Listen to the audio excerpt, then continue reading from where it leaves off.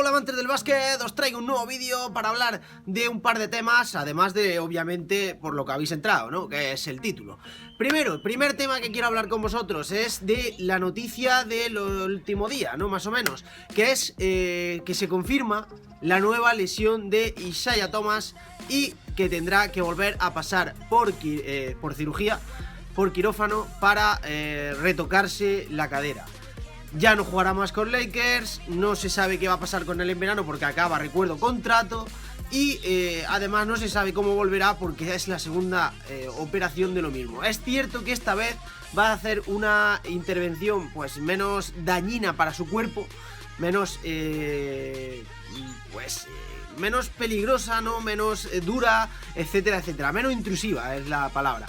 Pero la historia es que no sabemos qué va a pasar con él. Y al final es una putada, señores, es una putada, hablando mal y pronto, porque de pasar de ser el quinto jugador candidato a ganar un MVP, pues ha pasado a ser un jugador que ahora no sabemos en qué estado va a volver, porque si ya estuvo mal y no acabamos de verlo recuperarse en ningún momento prácticamente de todo el año, de los pocos partidos que le hemos visto, encima tiene que volver a pasar, pues no sabemos si va a pasarle todavía más factura física a un jugador que, recuerdo y lo he dicho desde siempre, necesita más físico que los demás porque mide 30 centímetros menos que los demás.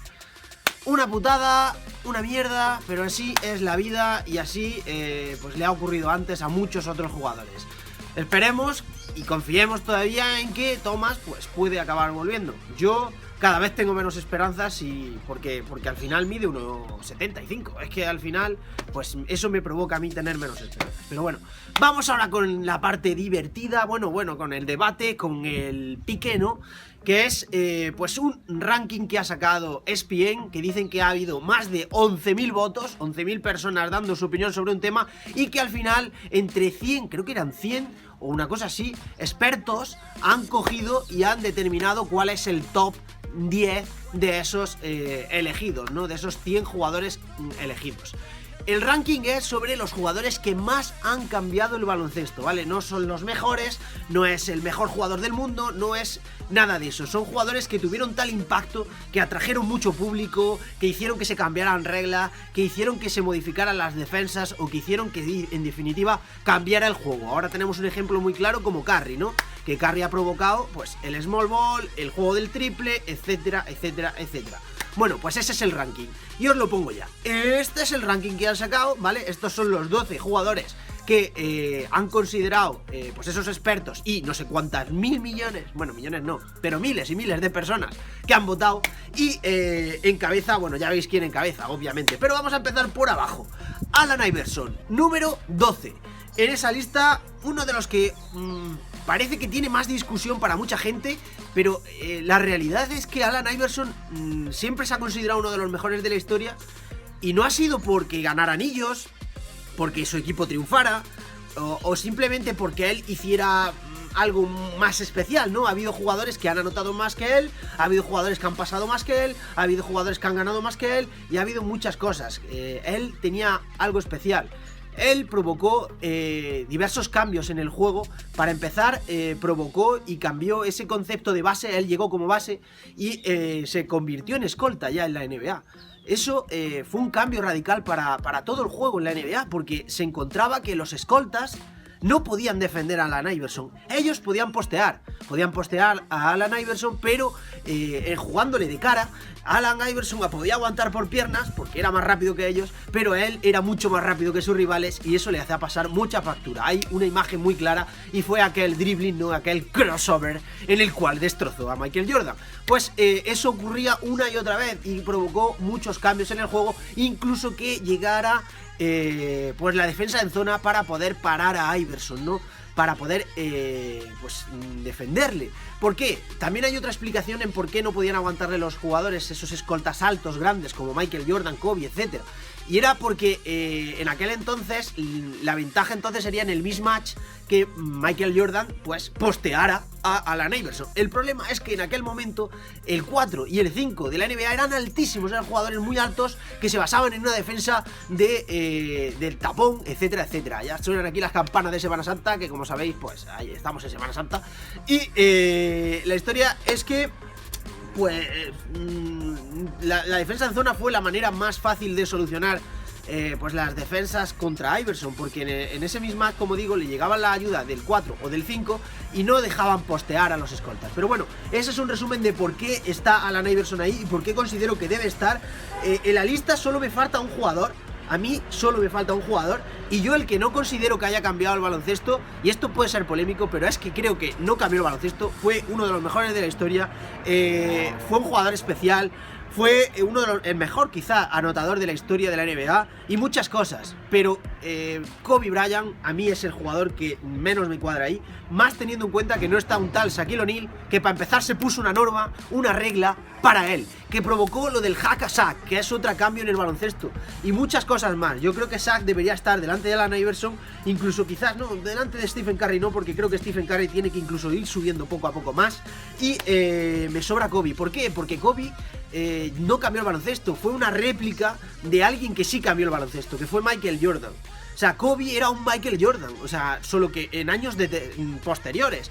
Y como él vinieron otros muchos, y vino Vince Carter, y vino incluso Tracy McGrady, y vinieron algunos otros.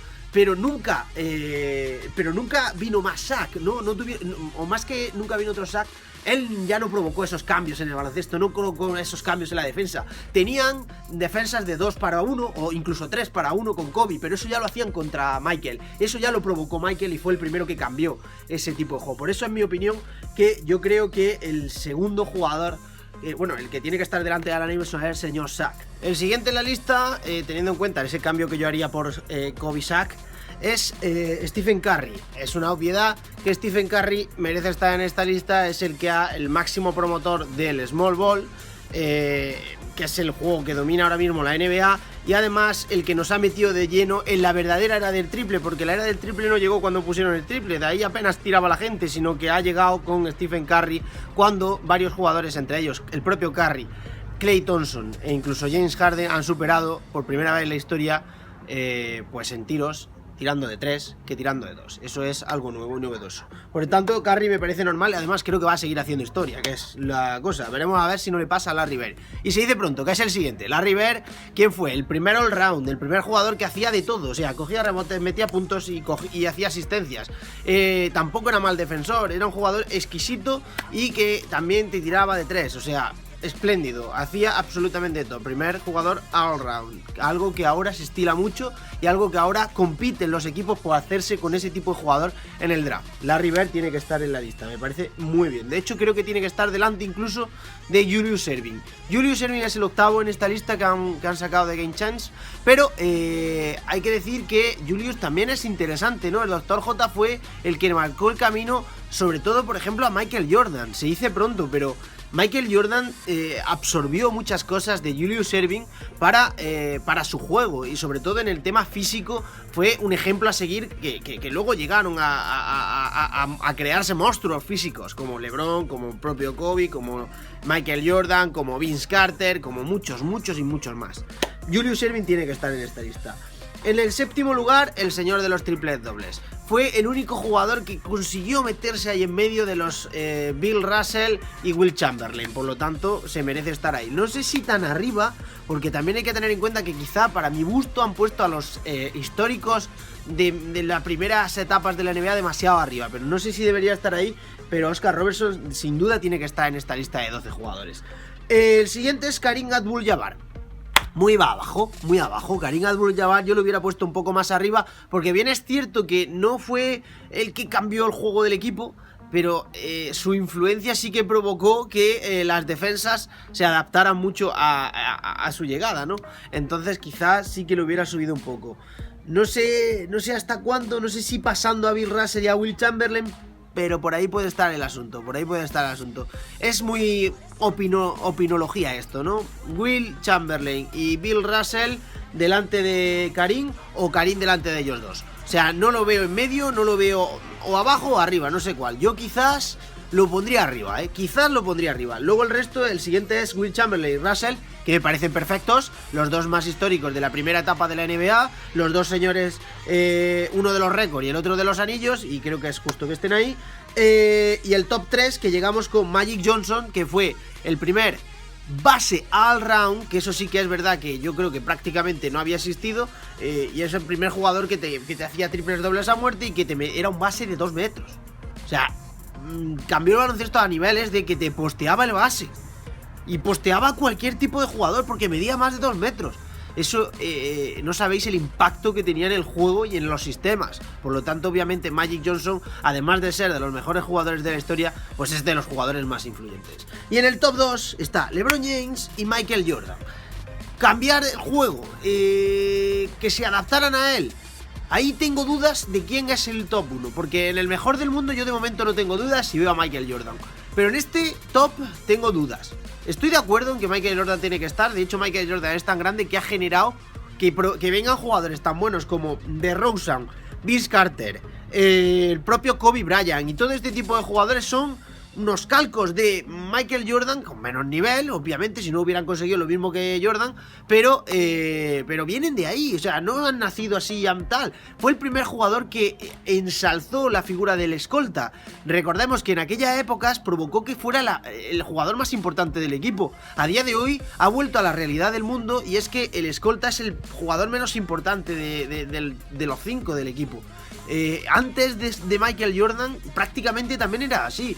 El base era muy importante, los pivos eran muy importantes, pero el escolta era el jugador, bueno, el anotador que hay por ahí. Y con Michael lo consiguió meter en esa lista. Ha hecho muchas cosas y merece estar el 1, pero en mi opinión, esta ya es totalmente mía, porque no es tan objetiva como las otras. Yo, quizá porque he vivido más la época de LeBron, sí que he visto cómo se adaptan más cosas a LeBron James, porque LeBron James abarca tantas cosas del juego que provoca que se adapte mucho a él. El small ball ha venido gracias a jugadores como Curry y por inventos que se han adaptado a ese juego, pero el LeBron es un claro ejemplo de por qué ha llegado ese small ball, porque no podían permitirse tener pívot en el equipo para parar a LeBron, porque si le hacen el mismatch, LeBron iba a anotar siempre. En el momento en el que saliera el pívot no iba a servir para nada, y eso ha sido muy influyente en LeBron James. No sé, yo pondría a LeBron quizás en el primer puesto, pero totalmente opinión y totalmente justo que esté también Michael Jordan.